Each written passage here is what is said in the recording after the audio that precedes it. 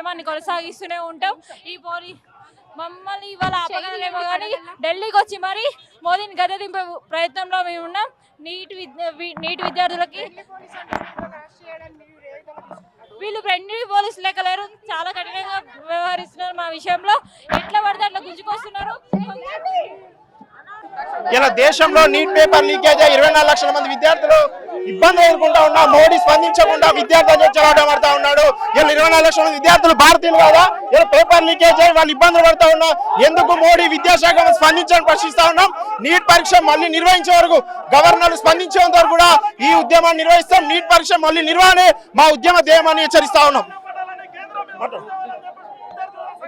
మోడీ మూడోసారి యాక్ట్రిక్ అని చెప్తున్నటువంటి పరిస్థితి ఉంది.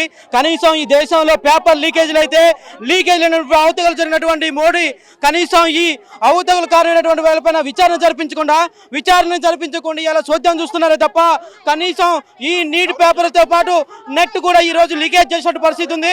ఈ దేశంలో మూడోసారి నరేంద్ర మోడీ అధికారంలోకి వచ్చిన తర్వాత